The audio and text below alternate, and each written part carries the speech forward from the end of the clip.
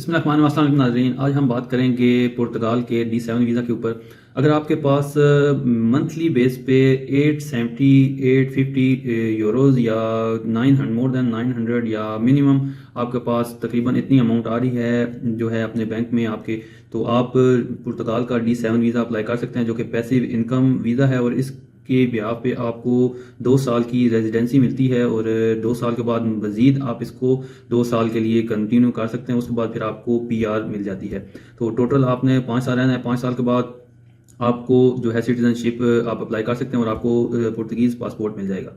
तो ये वीज़ा है और इस वीज़े को D7 वीज़ा कहते हैं। ये शेंजन वीज़ा नहीं होता। ये जितने भी डी से स्टार्ट होते हैं वीज़े, ये स्पेशली पुर्तगाल के लिए होते हैं। और इसमें आपको रिक्वायरमेंट के बारे में आपको मैं बता दूं कि इसमें आपको क्या क्या रिक्वायरमेंट देखने को मिलेंगी। तो सबसे पहले तो आपके पास वही प्रूफ ऑफ आपकी इनकम होनी चाहिए कि आपके पास कितनी अमाउंट मंथली आ रही है। आपने बैंक स्टेटमेंट शो करनी है जिसमें आपकी तकरीबन आपने चेक कर लेना है कि कन्वर्ट करके कि 870 यूरोज़ जो है वो कितने बनते हैं। उस हिसाब से आपके पास मंथली इनकम आ रही है या नहीं आ रही। तकरीबन 2.5 लाख से ज़्यादा अमाउंट बनती है, 2.5 लाख 3 लाख से। तो ये आप चेक कर लें, अगर आपके पास इतनी अमाउंट आती है या इससे ज़्यादा है तो और मज़ीद आपके चांस बढ़ जाते हैं वीज़े के।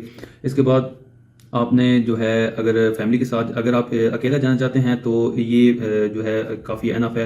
लेकिन आप अगर आप फैमिली के साथ जाना चाहते हैं अपने स्पाउस के साथ, अगर आप फीमेल हैं तो अपने जो है हस्बैंड के साथ, अगर मेल हैं तो फीमेल के साथ आप जाना चाहते हैं तो उसके लिए 50% जितनी अमाउंट है इसका 50% मज़ीद आपने बढ़ा लेना है। यानी कि अगर आप 870 है तो 430 या इसके लगभग जो है बनता है वो मज़ीद आपने ऐड इसमें कर लेना है। तो आप उसको भी, अपने पार्टनर को भी इसमें ऐड कर सकते हैं। मज़ीद आप बच्चे भी ऐड करना चाहते हैं तो उसका 30%, टोटल अमाउंट का 30% जो है मेन एप्लीकेंट का, उसका आपने 30% ले लेना है, वो आपने मज़ीद ऐड कर देना है। तो जितने आप ऐड करते जाएंगे उतनी आपकी अमाउंट भी बढ़ती जाएगी। एक बात ये होगी। इसके अलावा आपके पास इस मंथली जो अमाउंट है इसके अलावा जो है आपके पास 1 साल का जो बैंक अकाउंट में आपके पास अमाउंट होनी चाहिए जितनी भी मिनिमम रिक्वायरमेंट है। यानी कि 870 है तो इसको आपने मल्टीप्लाई करना है 12 से। तो जितनी भी अमाउंट बनती है वो आपके 1 साल के लिए आपके बैंक अकाउंट में मौजूद होनी चाहिए उतनी अमाउंट। तो तब जाके आपका जो चांसेस हैं वो मज़ीद बढ़ेंगे।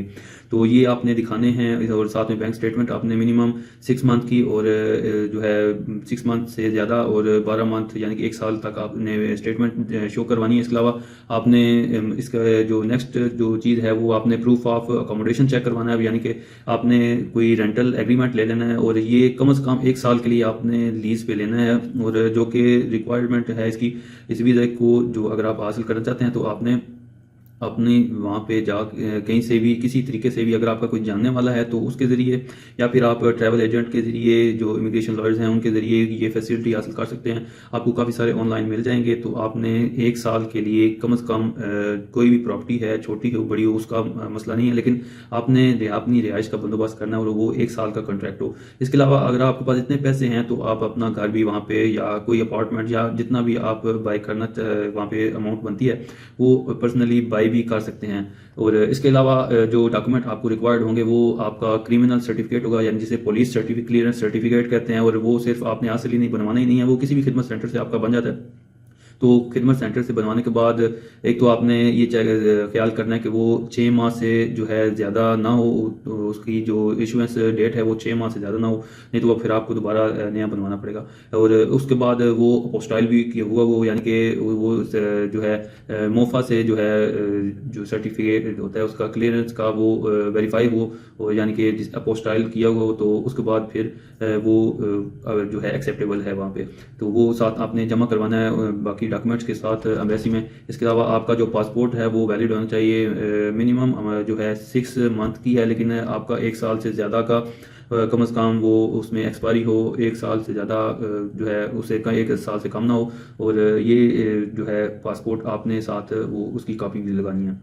इसके बाद जो है जनाब मेडिकल इंश्योरेंस आपने बाई करनी है, वो आजकल इंटरनेट पे भी मिल जाती है, या फिर आपने जिस ट्रैवल एजेंट से या जिससे भी बात करनी है रेंट एग्रीमेंट की, वहाँ उसको आप कह के आप ये भी बाई कर सकते हैं जो ट्रैवल इंश्योरेंस है, या फिर आप ऑनलाइन भी बाई कर सकते हैं। काफ़ी सारी कंपनीज हैं जो कि आपको प्रोवाइड करती हैं, आप इंटरनेट पर चेक करेंगे तो आपको मिल जाएगा। इसके बाद आपने जो है D7 एप्लीकेशन फॉर्म है वो उसको अच्छी तरह पढ़ तो पढ़ लेना है। जो भी आपको चीज़ समझ आए उसको फिल कर लेना है। जो समझ ना आए किसी क्वालिफाइड जो लॉयर है या फिर कोई भी क्वालिफाइड ट्रैवल एजेंट है जो इस मामलात में डेली बेसिस पे डील करते हैं इन मामलात को वीज़ाज़ के, तो आपने उससे मशवरा ले लेना है।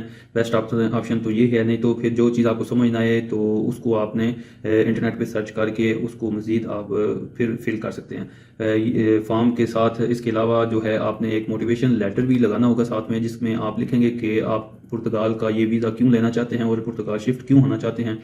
तो ये तमाम डिटेल आपने लिखने हैं, जिसमें आप अपना एक्सप्लेन कर सकते हैं कि आपको एक तो जितनी भी आपके बैंक अकाउंट्स हैं और इसके अलावा आपकी अगर कोई प्रॉपर्टी है वो आपने पहले डिटेल लिखनी है, फिर अपने बारे में डिटेल देनी है। उसके बाद आपने अपनी फाइनेंशियल जो स्टेबिलिटी है उसको शो करना है। फिर आपने फ्यूचर प्लान में बताना है कि मैं पुर्तगाल क्यों जाना चाहता हूँ और मैं वहाँ जाके अपने लिए और पुर्तगाल एज ए कंट्री के लिए उसके लिए क्या बेनिफिशियल साबित हो सकता हूँ।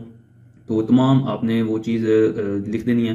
तो जो चीज़ें भी ज़्यादा कोशिश करनी है कि इसमें वो चीज़ें आप लिखें जो उनके बेनिफिट में जाएं, यानी कि जो कि वो समझें कि ये चीज़ हमारी कंट्री के लिए अच्छी है। तो ये आपने मोटिवेशन लेटर ज़रूर बना लेना है। इसमें आप इंटरनेट का भी जिक्र कर सकते हैं। अगर आप ऑनलाइन काम करते हैं कि यहाँ पे इंटरनेट बंद होता है तो उस का भी मसला है, मैं यहाँ पे अच्छी से काम नहीं कर सकता। मज़ीद इस तरह आप कंपनी वगैरह वहाँ पे बनाएंगे या जो भी चीज़ है वो आपने इसमें मेंशन कर देनी है। इसके बाद एप्लीकेशन जो प्रोसेस है उसके बारे में हम डिस्कस करते हैं। तो जनाब तमाम डॉक्यूमेंट जो भी आपको मैं इससे पहले बता दिए हैं वो आपने गैदर कर लेने हैं। उसको तमाम जो आपको बताया कि अपोस्टाइल करवाने हैं, जितने भी डॉक्यूमेंट्स हैं आपके। इसके अलावा एफआरसी हो गया, अगर मैरिज है तो एमआरसी हो गया। इसके अलावा बर्थ सर्टिफिकेट हो गया। इसके बाद आपके जो एजुकेशनल हैं डॉक्यूमेंट्स हैं उनको भी आपने अपोस्टाइल करवा लेना है। इसके बाद बैंक जो स्टेटमेंट है वो होगी, तो ये बैंक से भी वेरीफाइड होनी चाहिए बैंक स्टेटमेंट। और तमाम चीज़ें जो हैं रिक्वायर्ड हैं उनको आपने अपोस्टाइल भी करवाना है। और इसके बाद जो वेरीफाई होने वाली हैं बैंक से स्टेटमेंट वो करवा के तमाम चीज़ें आपने गैदर करके फिर आपने एम्बेसी में अपॉइंटमेंट के लिए अप्लाई करना है। अपॉइंटमेंट एक दो बात हो रहेगी कि इस अपॉइंटमेंट से पहले आपने एक तो एग्रीमेंट जो है लीज का वो हासिल करना है आपने। इसके बाद इसके साथ जो है आपने एक और चीज़ है जो कि टैक्स नंबर है पुर्तगाल का। पुर्तगाल में जो है वो आपने बनवाना है अपना, और साथ में आपने वहाँ पे बैंक अकाउंट भी ओपन करवाना है। बैंक अकाउंट ओपन करवाने के बाद वो भी तो काफ़ी पाकिस्तान से अगर आप ये प्रोसीजर कर रहे हैं तो आपको या इंडिया से या किसी और साउथ एशियन कंट्री से तो आपको उसमें काफ़ी मसला अपॉइंटमेंट का भी मसला आएगा और वहाँ पे ये डॉक्यूमेंट हासिल करने में मसला आएगा और काफ़ी टाइम भी लग सकता है। तो इस बात का आपने ख्याल रखना। और तकरीबन ये तमाम प्रोसीजर जो है 9 माह से 8 माह से लेके 1 साल तक हो सकता है। तो डिपेंडिंग आपके जो केस है उस पर वेरी करता है। तो इस बात का आपने ख्याल रख के ये तमाम प्रोसीजर स्टार्ट करना है। इसके बाद फिर आपने तमाम डॉक्यूमेंट जो है गैदर कर लेने हैं और साथ में कोशिश करनी है अपॉइंटमेंट के लिए अप्लाई करना है। 1-2 वीक आपने इंतज़ार करना है, मैक्सिमम 1 माह तक आप इंतज़ार करें। अगर आपको अपॉइंटमेंट ऑनलाइन नहीं मिलती तो फिर आपने सिंपली जो है एम्बेसी की, अगर इस्लामाबाद पाकिस्तान से हैं तो इस्लामाबाद या फिर जिस कंट्री से हैं उसकी एम्बेसी की जो ईमेल है उसको आपने इंटरनेट से चेक कर लेना है। उसमें आपने अपना जो मसला है वो लगाना है और साथ में अपनी डॉक्यूमेंट जो हैं वो आपने अटैच कर देने हैं। तो आपने उनको स्क्रीनशॉट भी बता दें कि मुझे किसी किस्म की जो है अपॉइंटमेंट का मसला आ रहा है, तो वहाँ पे अपॉइंटमेंट नहीं मिल रही, तो काइंडली मुझे अपॉइंटमेंट दी जाए। तो इस तरह आप फिर अप्लाई कर सकते हैं अपॉइंटमेंट के लिए। और यकीनन आपको इस तरह आप अगर वो ऑनलाइन नहीं मिल रही तो आपको ज़रूर मिल जाएगी। इसके बाद फिर आपने जैसे ही वो आपको अपॉइंटमेंट मिले तो तमाम डॉक्यूमेंट्स लेके आपने पहुंच जाना है बाई हैंड, और वहाँ पे जाके आपने बायोमेट्रिक भी करवानी है अपनी। और वीएफएस ग्लोबल की मदद से आप अपॉइंटमेंट भी ले सकते हैं अगर आप मिलती है तो, नहीं तो आप एम्बेसी डायरेक्टली जो है वो कर सकते हैं। फिर जैसे ही आपकी बायोमेट्रिक हो जाएगी तो उसके बाद फिर आपने अप्रूवल का जो है वेट करना। और सिंपली ये 2 से 3 माह में आपको जो है पता चल जाता है कि आपका वीज़ा रिजेक्ट है या कोई उसमें कोई मज़ीद रिक्वायरमेंट उन्होंने की हैं तो वो आपको बता देंगे, या फिर अगर रिजेक्ट है तो वो भी आपको बता दिया जाएगा। तो अगर तो वीज़ा आपका लग जाता है तो फिर आपने वीज़ा जो है कलेक्ट कर लेना है। आपके जो पासपोर्ट है उस पर स्टिकर वीज़ा आ जाएगा।